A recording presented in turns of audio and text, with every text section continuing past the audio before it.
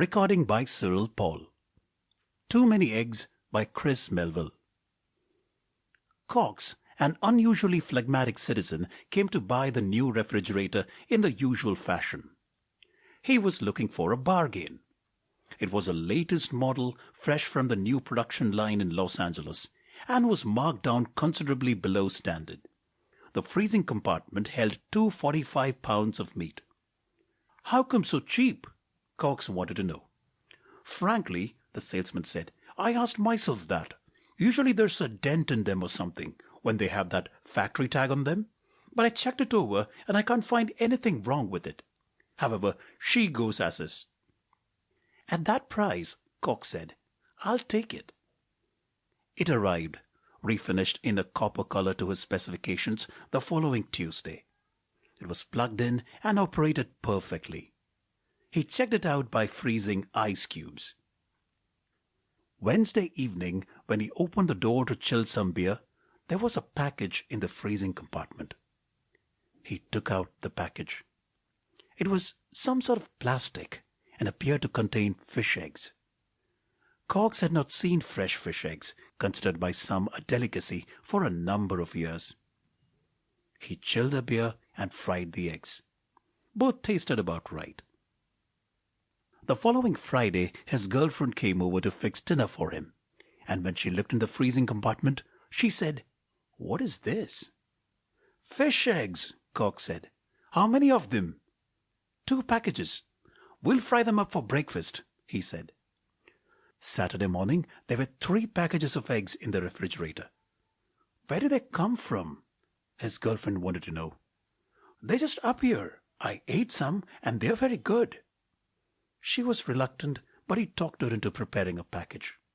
She agreed they were very good. "What are you going to do about it?" she asked. "I don't think there's anything to do about it," he said. "I like fish eggs." On Sunday, the package they had eaten Saturday had been replaced.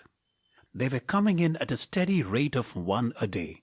Cox cooked a package for breakfast and took the other 2 to his parents. By Tuesday, he was getting tired of the eggs, and by end of the week, he had 4 more packages. He succeeded in giving 2 packages to the neighbors.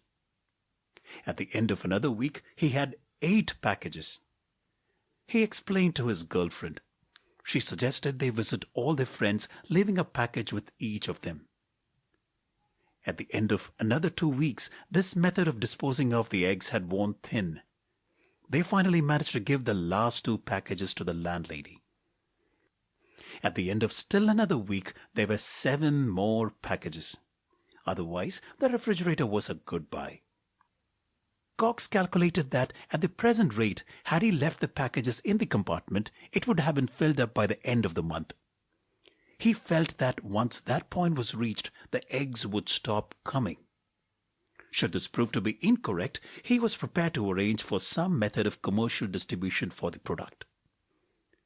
On schedule, the eggs stopped coming. He waited 2 days. No more came. It was over. He ate the last package. The refrigerator worked perfectly, and he began to stock it with things freezers are conventionally stocked with. It was almost 2 weeks after the last package had appeared, early one Sunday morning, when the doorbell rang. At the door was a small, nondescript man with a vaguely and really indefinably unpleasant aspect. His head was bandaged. "Mr. Cox?" he asked. "That's me." "May I come in?" "Come on." The man seated himself. "Something terrible has happened," he said. "A horrible mistake has been made." "I'm sorry to hear that. You look as if you were in an accident." "I was. I've been in the hospital for nearly 2 months. But come to the point, Mr. Cox. I've come about the refrigerator you recently purchased.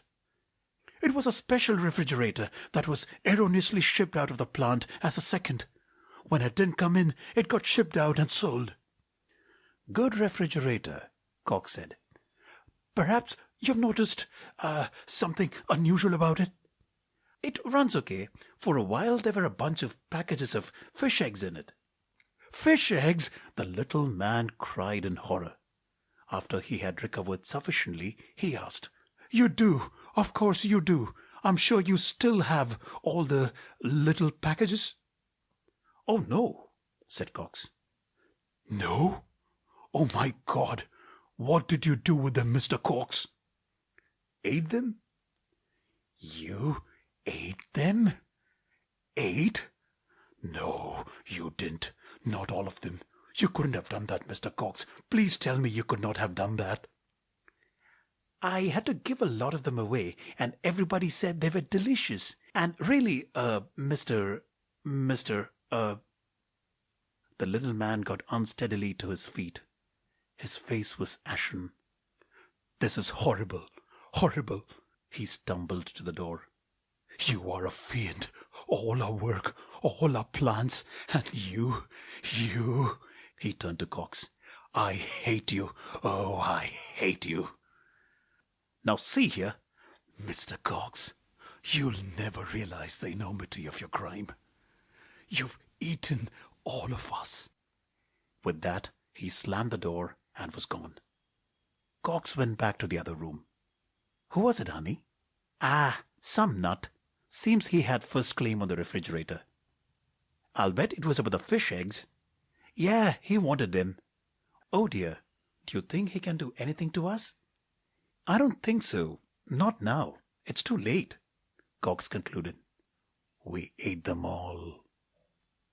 End of Too Many Eggs by Kris Melville. Recording by Cyril Paul from Mumbai.